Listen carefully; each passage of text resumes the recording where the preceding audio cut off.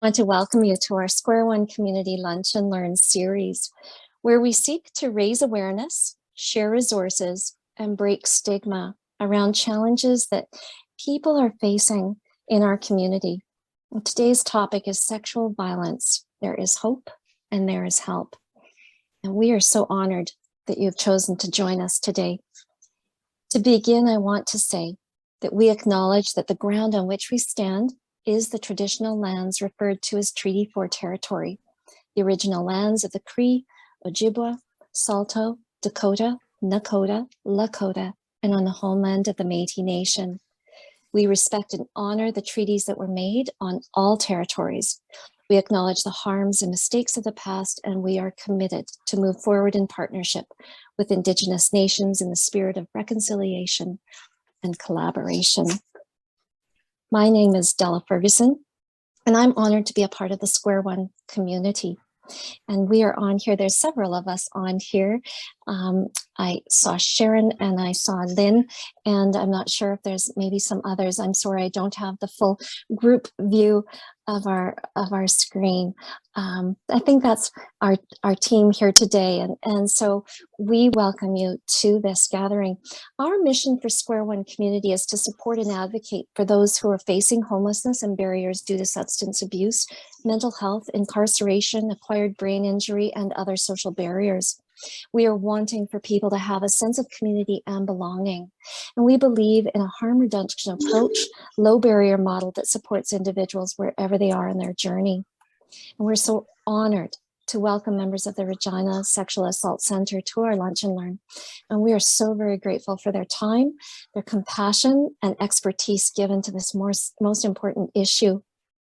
Too often, people suffer in silence, and it is our great hope to shine a light on the hope and the help that is available to those who have in the past or are right now experiencing sexual violence. And so today we welcome Lisa Miller and Mary Zwane and members of Regina's sexual assault team.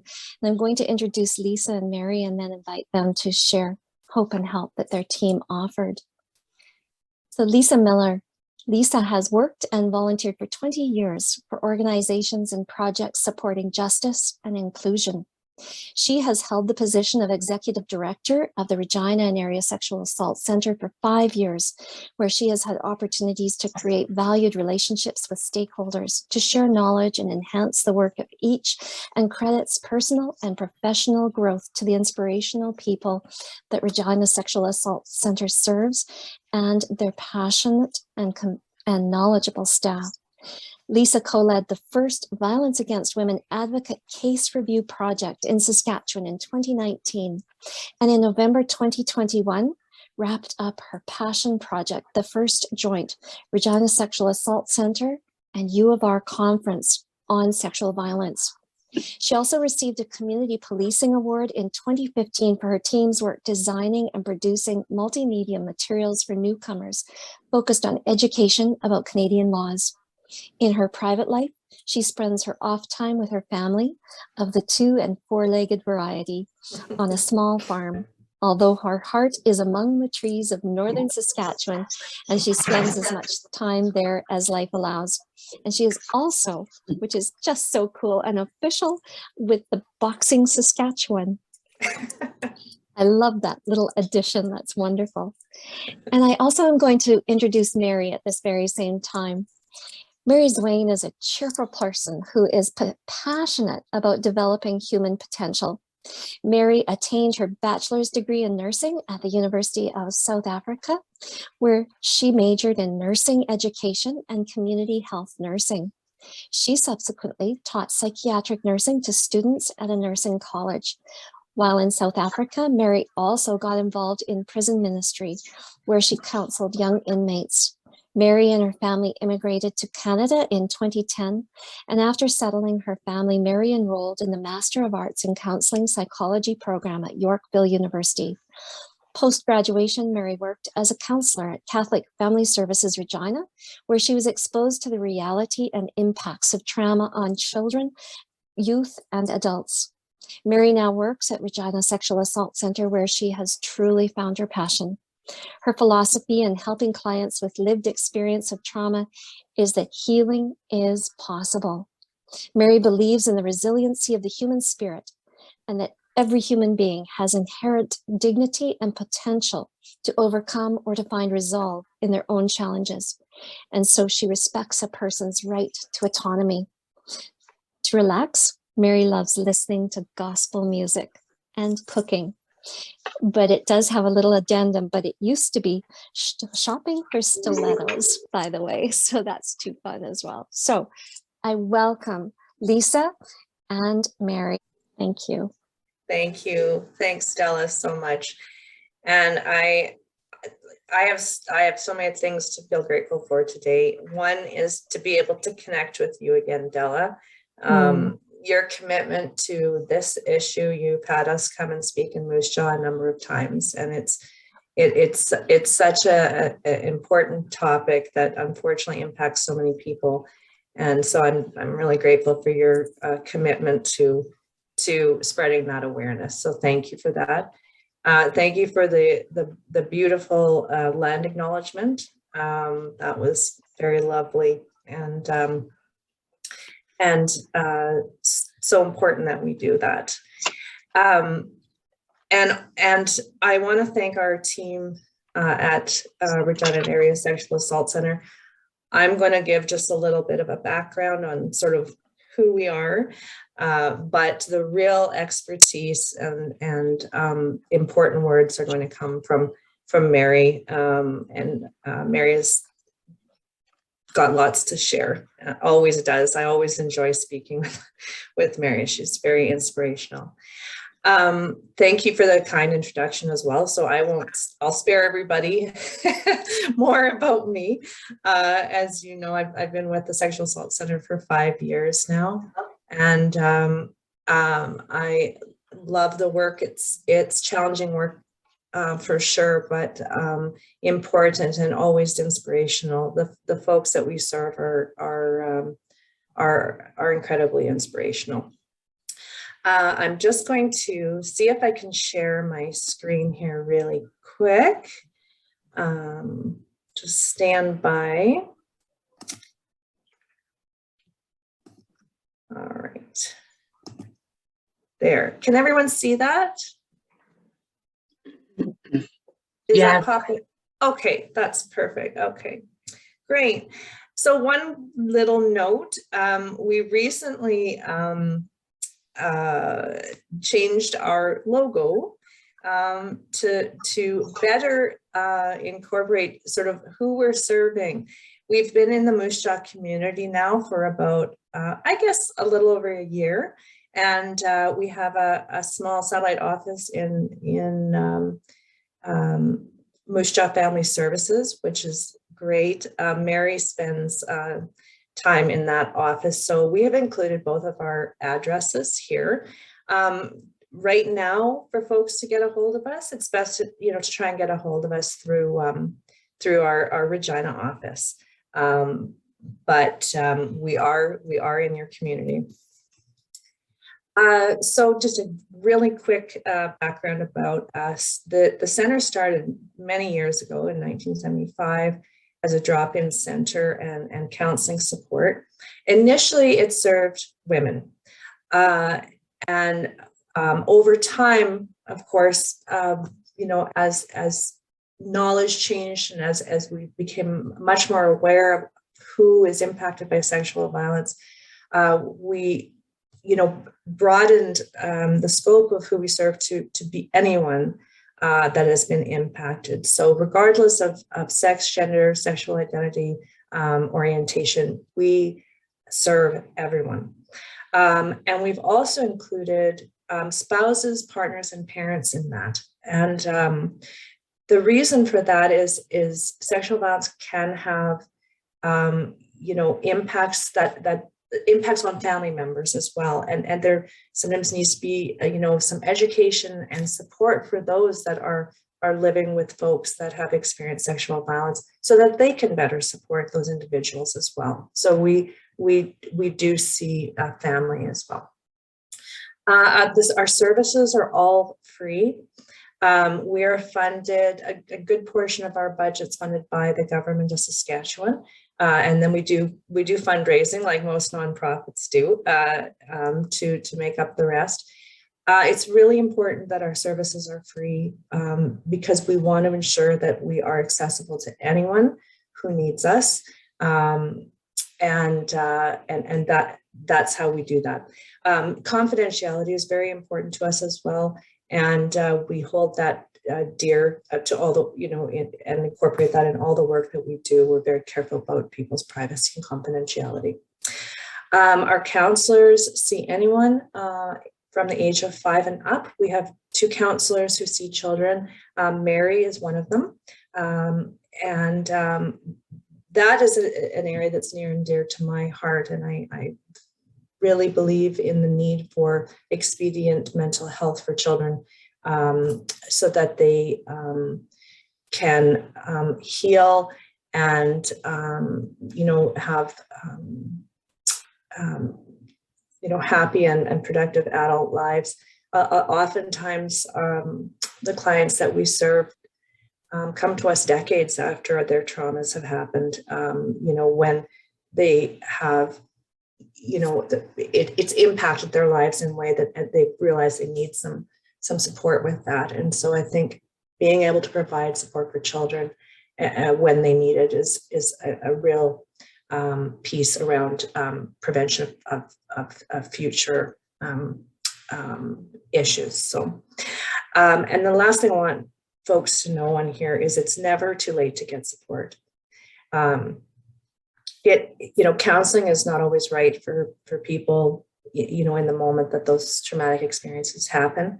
But as we find perhaps that our lives have been impacted, or we want to find ways to process what's happened to us, there's never a time where it's too late to do that. And so we want to encourage people, if they're feeling like they need that support or just need some information, that they are absolutely welcome to call, no matter how long ago those incidents occurred.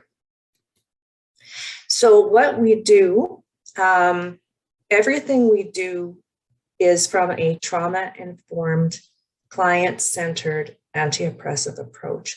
And I will let Mary speak a little bit more to what that means, in terms of the services that we provide to people. We first have a crisis and information line that is available 24/7. During the week, it's staff that answer it, and on weekends and evenings, it's trained volunteers. It's not counseling, support so much as it is a listening ear and being able to offer people some sort of immediate grounding techniques and calming strategies in that moment. We also offer, as I said, short and long-term clinical counseling by staff that are, they're all master's educated counselors with experience working with a number of modalities, so that we've got a lot of flexibility around how we provide services to people. Most often it's individual therapy that we provide, but we do offer group therapy as well. COVID has obviously kind of put a little bit of a damper on that, unfortunately, but it is a core piece of what we do. And then we offer trauma education groups, and that just kind of for people perhaps that are not sure if they're ready for counseling or they just want some additional information. These trauma education groups offer some foundational information about what is trauma, how does it impact us? How does it impact our brains? They've been very well received. Other things that we do is we do accompaniments to police and hospitals. So if folks want to report to police, we can go with them. If they have medical appointments, we can go with them. We're there to support people through any process related to their sexual balance. And then advocacy. So that, oftentimes our bigger systems are really hard to navigate for folks. They just are. And so we're happy to work with clients to provide support for anything right down like to housing. Even though that's not our wheelhouse, we will work with clients and other agencies to advocate for support around those sorts of things.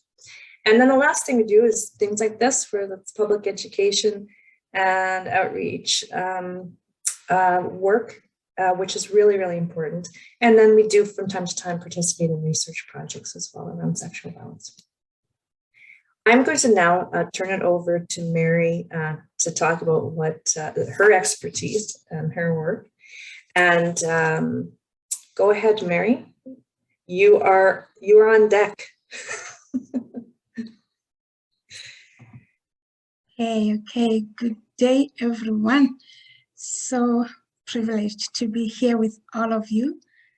Della, that's your name. Thank you so very much for the opportunity.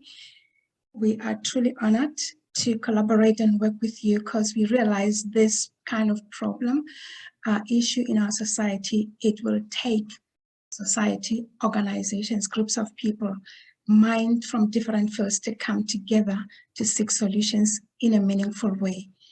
Thank you. So I'm going to take over from my boss lady, define what trauma is. I find that even for people who are in the professional careers, there are different meanings to the word trauma.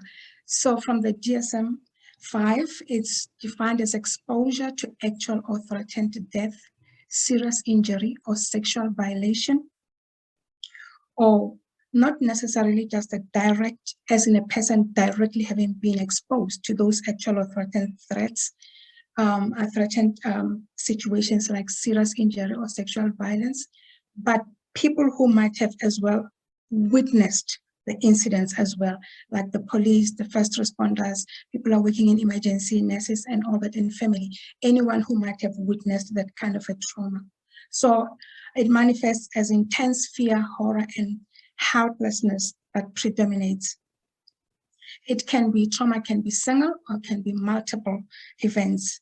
Complex trauma is when those kind of events are prolonged, they're repeated, and they include just multiple violations. For example, sexual violence compounded with emotional abuse, neglect, attachment issues in the family, homelessness, you might even mental illnesses. So once a whole lot of variables are involved in the trauma, then it becomes that complex. But one thing that is important to note is that betrayal of trust, and this is very much linked or attached to the very attachment theory we talk about, where that sense of bonding as a child with your parents has been impacted. So a child might have sexual violence or sexual assault experience at a certain age, youth, childhood, but or even an adult, if that is compounded by difficulty in the bonding, just the relationships between mom or the caretakers with the child, that seems to be the factor that compounds more on the trauma than any other thing. And I find that even when we do counseling, children or people who have got good supports can navigate their trauma much more easier than people who have got stressors and issues of attachment and upbringing and childhood difficulties. Okay.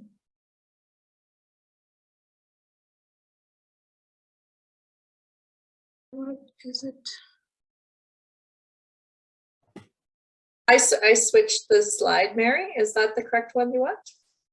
Yeah, okay. just keep moving with me. Thank you. I'll watch for your cues. Go ahead. I'm thinking, yeah, I don't have the privileges of buttons here. Understanding trauma.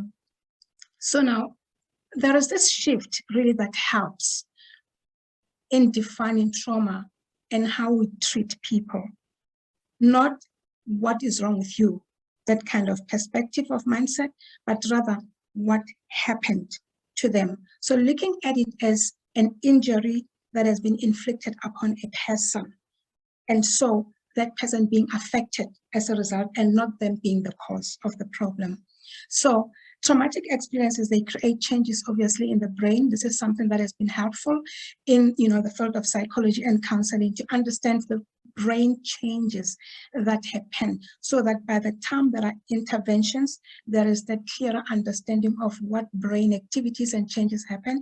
Normally when we hear people or see people not able to respond appropriately to people who have experienced trauma is because they truly don't understand how trauma impacts the brain.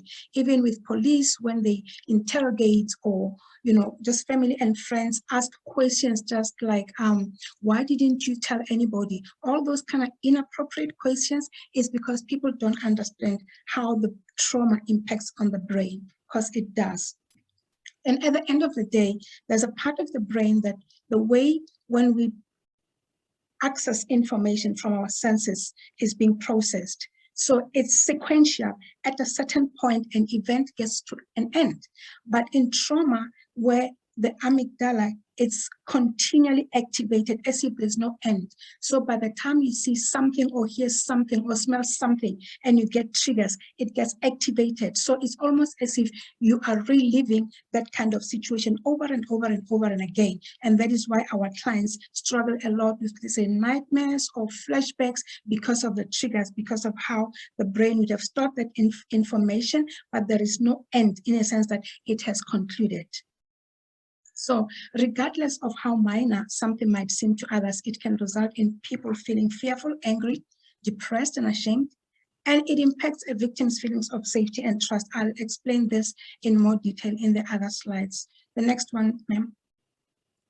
So I'm not going to bother you in going into much details of this, but this is just briefly to explain how the brain, the parasympathetic and the nervous system works when there is trauma. So we normally know that people will either go into a flight or a fight or a freeze kind of response. So either we see in the fight response, the rage, the anger, the irritation, and the frustration. Now these things are relevant because when you see a person, let's say a relative or a friend or whoever, these are the kind of things too that could be cues that you could see change in their behavior that indicate, of course, there will be other things, other stressors, but these are the other reactions that you might see in a person, in a child who have experienced trauma: anger, irritation, frustration, just some behaviors that perhaps are not like how they would normally be. Flight is panic, fear, anxiety is the big one, and consistent worries and concerns. The biggest problem is when the client freezes. And so there is that tonic immobility. So when you hear people say, why didn't you move? Why didn't you run? Why didn't you do this? Couldn't you have that? It's because of this kind of effect or impact on the brain or the parasympathetic nervous system, where the person literally gets to be like frozen, numb. They can't move. There's helplessness, there's depression, and even a point of dissociation.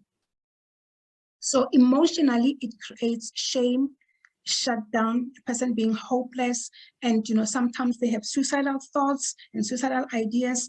And but these are the kind of things as counselors, when we refer people are referred for counseling, these are the kind of things that we deal with, mainly because the incident or the event itself would have happened. There is nothing much one can go back to undo it, but the consequences, the impacts or the effects on an individual are continuing. And compounding that with people sometimes not talking because of stigma, this can stay forever. As Lisa has said, we normally deal with survivors of sexual assault incidences who could be adults that maybe have experienced this kind of assault at a tender age.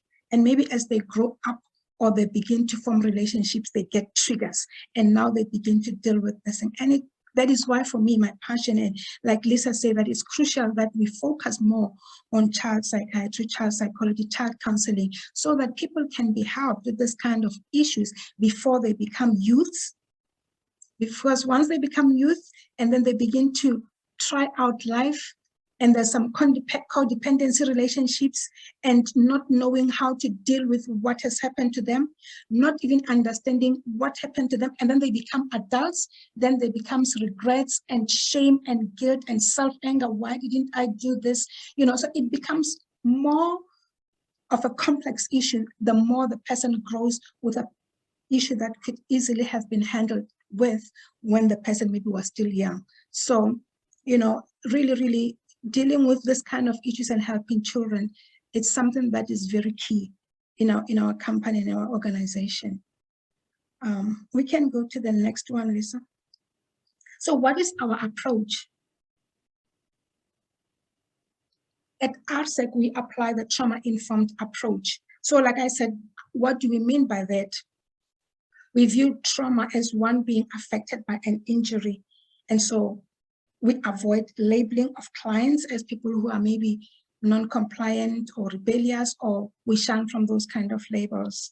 Hence, you will see our motto, as I've stated here, your truth, our purpose. It's very, very important. So it's just a matter of what happened to the person really, rather than what's wrong with you, as I've explained. The core principles of a trauma-informed approach is that we acknowledge that trauma is pervasive. And hence we are here with Della, and we also work with other organizations because it's a societal problem. It's huge. It's not just one organization that can deal with it. So what I wrote here, my path, when I say that trauma is pervasive in my path, this is one thing that has really helped me change my path, because I'm trained as a psychiatric nurse, right? And I used to go see students do their practical counseling and just to assess them or evaluate them. That's when I realized, and I observed, especially in private hospitals, there were people like you and me, literally, who were stuck in psychiatric hospitals for traumas that could happen to anybody, whether it's domestic violence, whether it's, the loss of loved ones in a string, and then losing marriage problems, divorces, just complex traumas of some sort. And that made me think, I wish something could be done, or at least I could do something to prevent this, to educate people, to equip people, give people the skills to deal with such kind of adversities that can happen to anyone and any one of us without necessarily resulting in a psychiatric hospital where so many rights can be lost. And dignity and all that kind of thing. So safety is more important, that people find a safe place to talk about their injury or their trauma, but more so accountability on our part. And so we talk about ethical and legal responsibilities that we have and have to comply with as counselors, and also to work within our competency levels. That's what we do. We use different modalities, but all of us know, where their competency levels are. We consult with one another. We've got group consultations, case consultations with supervisors. So learning is ongoing. And that is for the safety of the clients. And every modality is scientifically based. Choice and control is another principle of, applying trauma-informed approaches. Our clients have got autonomy. Like I said, it informs my principle, not my philosophy as a counselor. Choice and control. Clients have got autonomy over their lives, even in reporting. They have got a right. When we work with our clients, we respect them as people who have got inherent potential, really, to solve their own problems. We don't dictate upon them. We consider their cultural backgrounds, their educational background, whatever that impacts the historical backgrounds of the client. So there is no average client. We look at them, all of them, as individuals when they come, and having really, it doesn't really matter. Like having worked as a psychiatric nurse, I don't even care whether the client is psychotic or not. I have learned to listen to even a person that is psychotic, because that's the only way I could be able to make a nursing diagnosis to say what's wrong with this person. If I didn't listen to that very psychosis, I wouldn't be able to come to a meaningful diagnosis or a conceptualization of the problem. So listening is very key. And in that, irrespective of the client's circumstances, they still are deserving of respect and dignity. And that's where the idea of choice becomes very important. Compassion. Without compassion, there's very little that we can do. empathy and listening and compassion are very key, especially that we know that most of our clients are not heard, they're not believed. So they come sometimes already thinking that, being skeptical, being so unsure, what are they going to get? How are they going to be perceived? How are they going to be treated? So really, to treat them with that compassion is very, very important. It's not just something that we say. Sometimes we can get to a building and you find things on the wall, pictures on the wall, or, statements on the wall. That's one thing they can read, but it's really how you relate, how we relate. And we try at ARSEC to make our clients know that the environments respect them, that we are accountable in however we treat them and whatever we say to them and however we treat them in general. Collaboration. This one is referral purposes to meet client needs. Advocacy is also part of that. We do use modalities that are scientifically based, as I said, but you find that as counselors, maybe one is EMDR trained, one is more internal family systems approach inclined, one is more somatic experiencing. So we know the resources and the assets that we have amongst ourselves. And so we learn from each other, we continually read, and above that, then we have got other agencies or other support services where we think that the clients would be better, their needs would be better met there. And it's not just about counseling, it could be like housing needs or, the basic needs. Psycho education groups is one thing that we offer.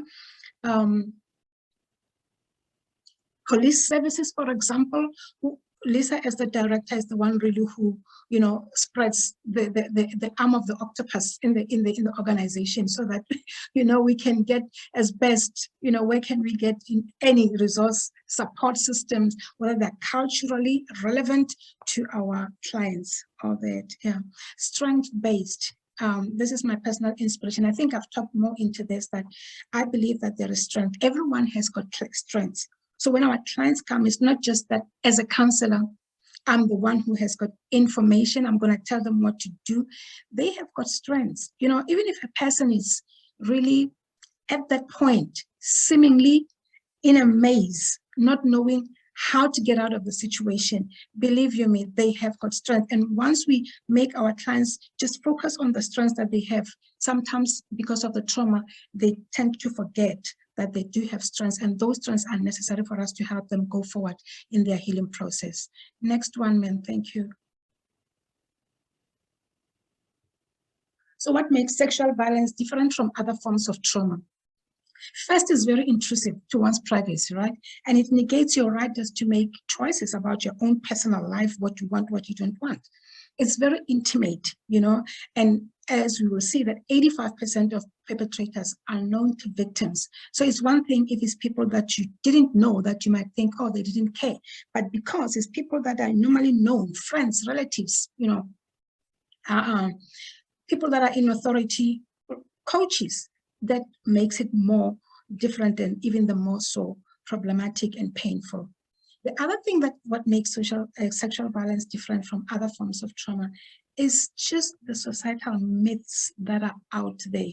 That it's not taken seriously, I suppose, like physical violence or those kind of crimes. Here are some of the myths, like just to think that sexual assault is an act of lust or passion. And that is something that men or whoever is a perpetrator does not have control over themselves. And that is just a myth. And sometimes it's, assumptions that if a victim did not fight back, perhaps it's just not too bad, or maybe that's what the person liked or wanted. And whereas, as I've explained from that diagram, we know that the person, when they're the parasympathetic nervous system is activated and they're in a tonic immobility or frozen, they might not actually move or be able to do anything about it, right? Irrespective of whether the perpetrator has got power or is strong, no. It can just be the parasympathetic nervous system that has kicked in. Like in the case of children, it's so painful. Sometimes you find children say, I don't know why mommy didn't come and help me, those kind of things. But then mommy would say, but I didn't know. And if I had to scream, I would have. But those kind of things, you know, where you have now to help the child understand why they did not scream, or even if it's a youth or even an adult, because that's where the problems of guilt and shame and self-blame, why me? Because they internalize that problem, not understanding even themselves that that is the nervous system, how it would have responded at the time. So a lot of victims, you know, there's an assumption that people just lie about rape. That's not true. You know, statistics shows that it's only about 2 to 8% false reports. And I think that even if it's false report, it still deserves to be investigated. You know, one can't just assume that it's a false report. Rather, you report and find your, you know, your results or whatever conclusions that you come up with, than just to decide from the onset that I think this is not right. Next one, ma'am. So there's also this myth that people cannot be sexually assaulted by their partners or their spouse. You know, a lot of people, we end up with homelessness and those kind of issues because problems really are inside their homes where they're supposed to be safe, and that is not the case. South Africa, I come from South Africa, you will pardon me. I see SA, I just see South Africa. So sexual assault also mostly okay in public or outdoors. This one is linked to the first one. Sexual assault, this myth that it happens in public or outdoors. As we have seen, it can also happen within people's homes and families. Most people will be hysterical or crying. It doesn't have to be. It's not, and I've had clients say, well, I don't think it was bad because I didn't fight back or I didn't cry. This just tells us as counselors and people that are helping in whichever form that you might be to continue to educate our clients about sexual assault, what it means, and consent issues, so that people know that it's not their fault. It is the perpetrator's fault who did that, who actually intruded into their privacy without their permission.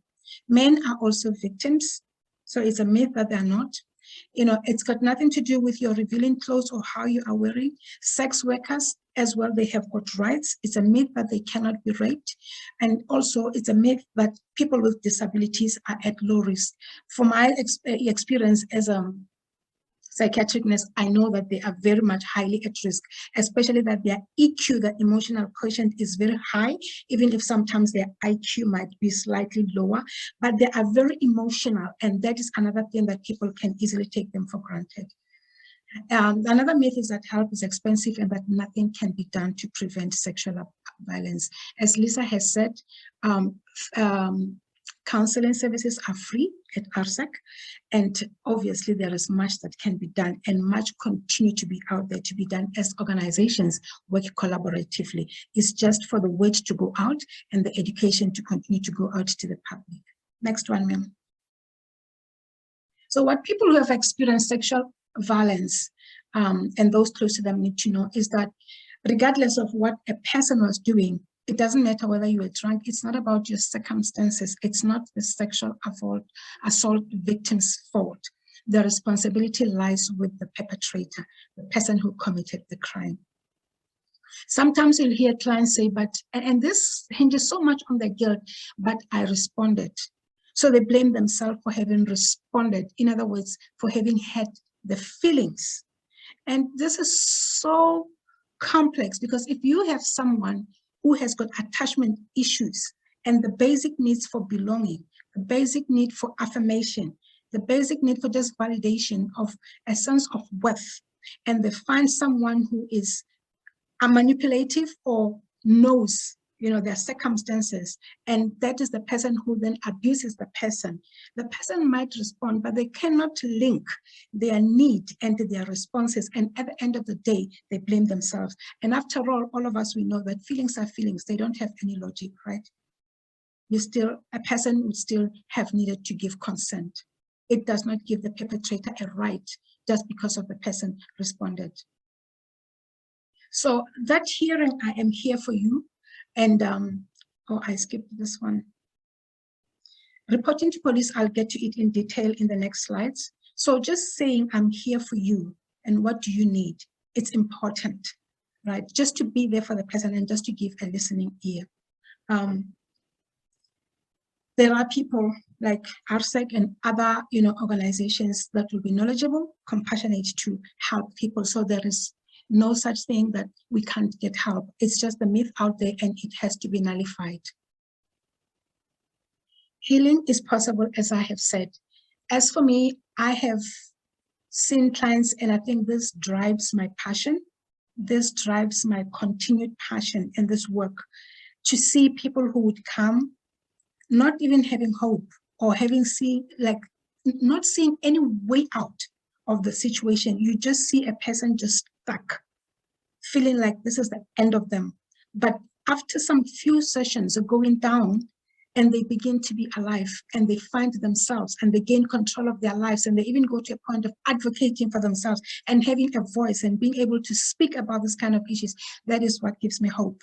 And so I'm able to say that yes, healing is possible, might be at different degrees, at different levels, under different circumstances, different pace, but nevertheless, healing is possible. Next one, ma'am. I find it's important for us to help people understand what sexual assault is, based on this kind of myths, that it's a crime, first and foremost, and is defined as any unwanted kissing or fondling or touching of body parts, sexual body parts, or any sexual intercourse without your consent. It is important to understand consent. As I said, many problems after the incident itself, for example, the self-blame, the guilt, the shame, the anger, the lack of self-esteem, all those things, they come from the idea that people did not understand what sexual assault is, what consent is, and so they blame themselves and attribute that kind of event to themselves in ways that are undeserving. They don't deserve of that, and it's unwarranted, but because they don't know. Sexual assault affects individuals in many ways. Physical ailments, anxiety, depression, lack of trust in relationships, self-esteem issues. It's just a variety. And these are the kind of issues, like I said, physical issues, emotional issues, psychological, mental, social, in terms of forming relationships. That becomes now the emphasis of our work as counselors. Next, ma'am. So I'm just going to just quickly talk about the reporting options, because this is another area where it's important for people to know what options they have out there. We have three kind of options, which is conventional, anonymous, and I'll explain the third option. Well, the conventional method is the traditional way, where you just report to the police, have to be 18 years of age. It's also a choice to report. And the reasons, for reporting are differing per individual people have got individual reasons. Others want healing, others want justice to be served. Others, there's different reasons why people will want to or not to report. It's all self-discretionary, and every reason, justification, or however, it's 100% okay. So there is no judgment on that. Statements to the police will be in the form of being written or audio or video recording. And you might have a support person, either from a family or friend, or RSEC can also help accompany you to do the reporting. And thereafter, it's in police hands. Note that there is also no statute of limitation in reporting if you decide to report later. So if it happens when you are young, by the time you're an adult and you want to report, there's no time limit. You can still report. There is no statute of limitation. That's what it means. Next one, ma'am. So the next one is anonymous reporting. The client will come to RSEC and then complete a statement with the counselor. So those details are now passed on to the police without disclosure of personal details like the name and the addresses, or the reason is just for the information to be inputted to the database so that the Justice Department can identify criminal patterns of sexual violence. The third option is where survivors are as yet unsure whether they want to report or not. So, but at least, because now evidence, if you take a kit, a test kit, the safeness will collect that evidence and it will be valid for 6 months. Just it gives a window, at least of that period, where the person might want to report, and at least that evidence is still available. Because, it's one thing for us to counsel, but when it comes to the justice system, evidence is one crucial thing. So at least if that information is kept, it does help, but that does not mean that clients cannot report. but it's just help because the facility or the service is there. The next one, ma'am, thank you. I work with children. So when it comes to sexual assault, I just like, adults be aware out there of what to look out for, especially if it's in homes or it's in shelters, because this kind of things happens. Even some other time we're in a conference, an elderly person gave an account of how the person was sexually assaulted in an old age home, what you call them, old age homes. Or I wouldn't have expected an elderly person, and you feel that she should be safe there, but to be abused there or assaulted. So when it comes to children, because they can't always speak for themselves and they don't know, how to make sense of all these things, these are the kind of things that you might look out for. Behaviorally, children might sometimes just have nightmares, be distracted.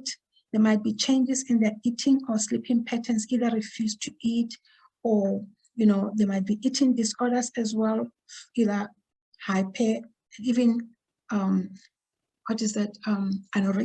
or bulimias. They have been linked to previous sexual assault.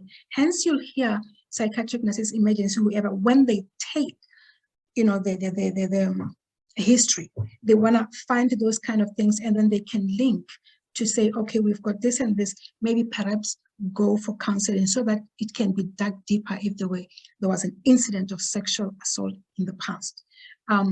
Insomnia, hypersomnia, mood swings, the rage, the way I've explained on that chart, the anger, the rage, the irritability, the frustrations, or just isolating themselves, not wanting to go to school, not wanting to play with other kids, or just, being angry and maybe hitting the walls, self-cutting, self-harming, behaviors that are just untypical, not so typical of how you would know the child to be.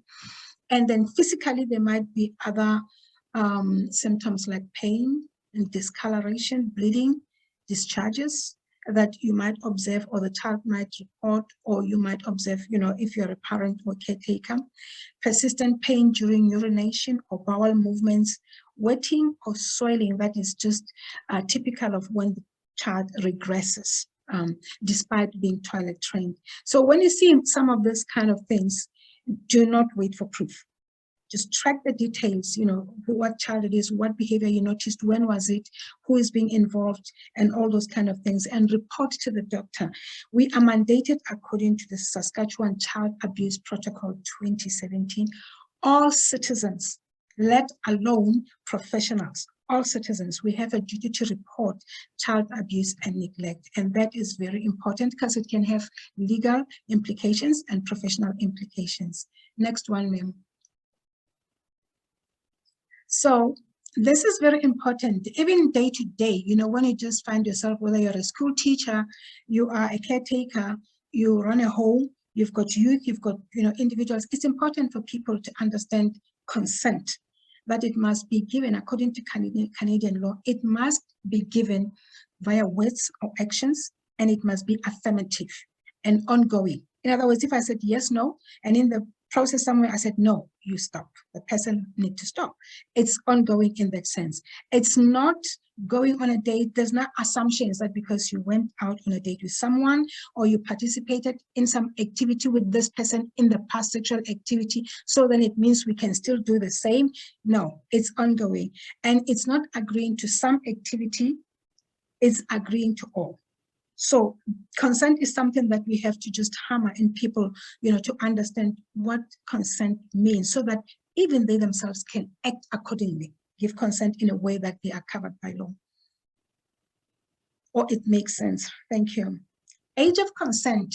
I'm bringing these issues, as I say, because I work with children.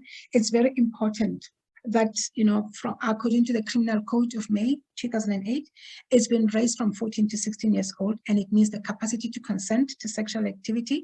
But there are exceptions in children by virtue of close age, say where the victim is 12 to 14 years old, and it's just a matter of children experimenting those kind of activities. The accused less than 2 years old than the victim, that's what we would call close on age.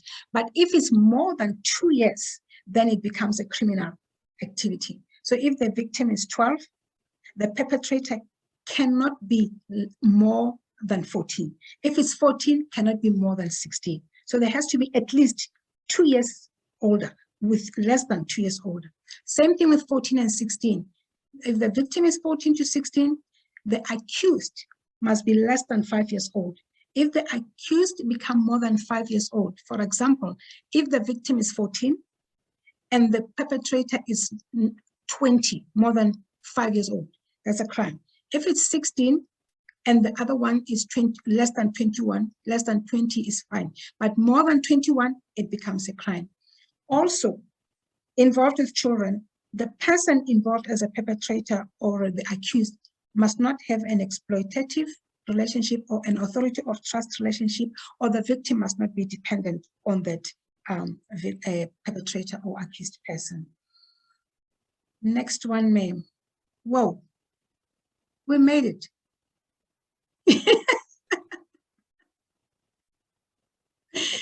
That was impeccable timing, Mary.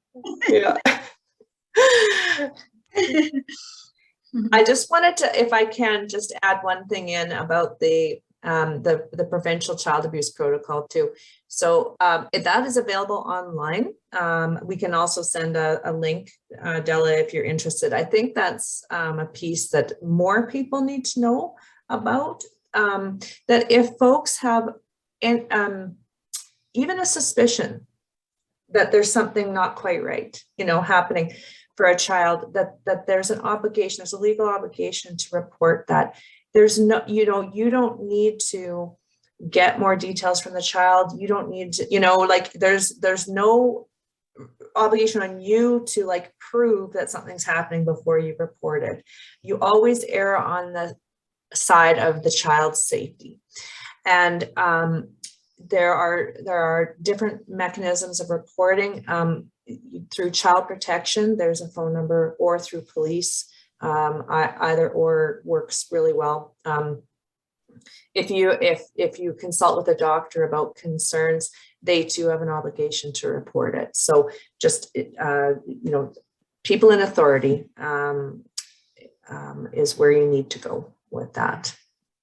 That was my little tidbit I wanted to add in there. So yeah, thank you. And we've got maybe a couple minutes, Della. Is that possible? Yes, absolutely. Yeah. Please. Okay. Yeah. If anyone has any questions about this, our services, if you got questions for Mary, you got questions about trauma, please speak up. We're more than happy to answer. I don't know if you want to put it in the chat, if that works, or what do you want? How do you want to do this, Della? Or do you want people to just unmute? Unmute is great, and if they're not comfortable, in the chat is an option for sure. Okay.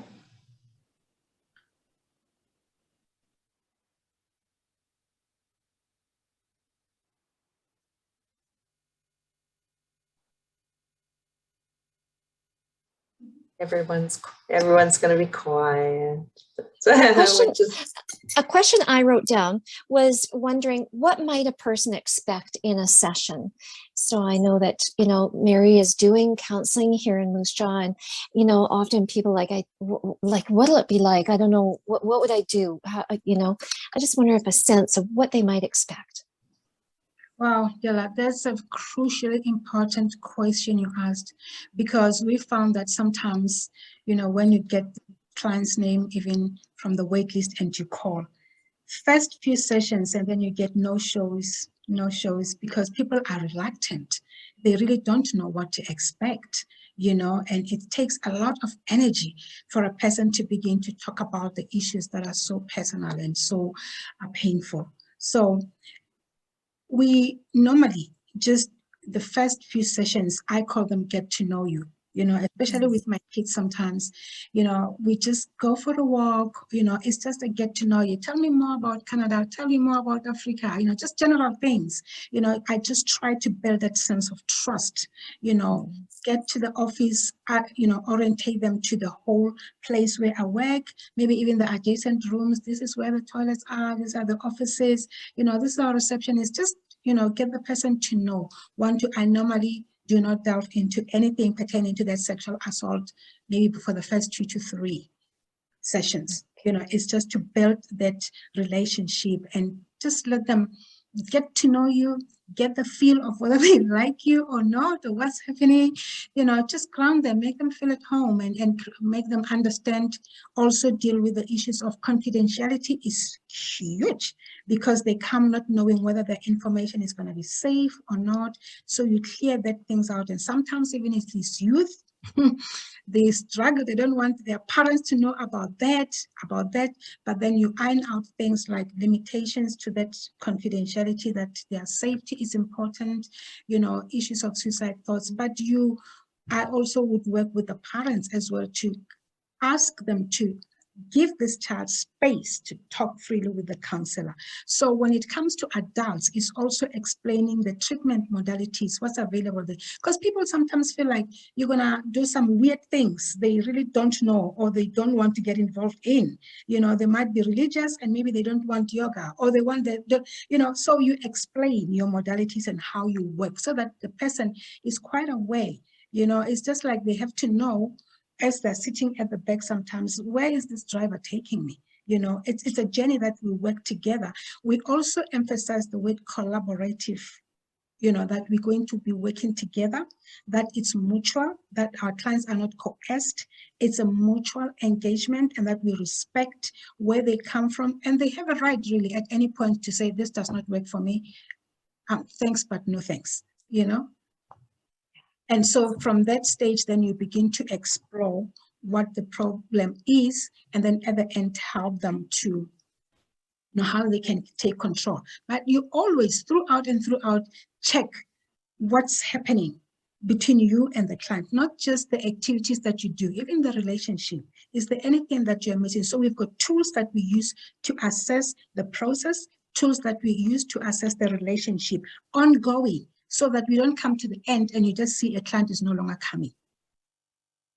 So it's kind of like checking with the process, checking with the relationship continually as you go, and getting to know that individual client as an individual, not applying what worked on that client to this client. So that kind of respect for client's uniqueness is also important.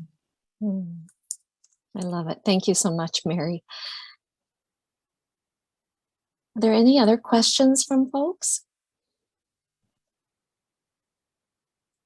And if there aren't, there's always the opportunity when I create the recording of this seminar that I will have access to a email that you could personally maybe write a question that you might have that Lisa or Mary could answer. And also, Lisa, you had mentioned the provincial child abuse protocol. And if you could send that, I will also include that in our information that goes on with the recording. And thank you. Here's the frontline information for the office. That's wonderful. And we have, I've got our website at the bottom there that has more information about the services that we provide. It has, again, information about, you know, about sexual assault, about consent, about trauma, you know, oftentimes updates and sort of what's happening in our office or future offerings. So, yeah. And if for any of you folks on Facebook, we're on Facebook as well. You can find us. So. Right on. And you have an excellent newsletter that you put out. You. Yes, it's so full of great resources. And again, you have like the crisis numbers and such in there. It's a wonderful resource. So thank you for that. Great. Well, I want to say thank you to the Regina Sexual Assault Center, to Lisa, to Mary, and to your team. I say teamwork makes the dream work is a saying in our family, and you absolutely have proven that today as you work together as a team and came together as a team. And thank you for creating brave, safe places where truth can be spoken without judgment, where stories can be owned and strength empowered and voices raised. I'm just so grateful. My heart is absolutely full. Whenever I listen to you folks share, I'm so grateful that our communities have access to such vital support. So thank you so much from our hearts to yours. And I'm aware, here we are. Look at the timing, you guys. It is 1 o'clock on the nose. I'll tell you, like clockwork. And I'm going to close this session with this quote. It isn't enough to talk about peace. One must believe in it, and it is enough to believe it. We must work at it. That's Eleanor Roosevelt. And I think that together we're working on creating peace in our community, but more importantly, supporting peace within and helping support people find their peace within. So thank you for that. And we look forward to seeing you on future Lunch and Learns. Thank you everyone for being here, and have a wonderful rest of your day. Thank you. And thanks to everyone who joined us today. Appreciated. Tough topic for sure. And it's just wonderful to see everybody here. So thank you so much. Thanks, Stella. Thank you all. See you soon. Bye.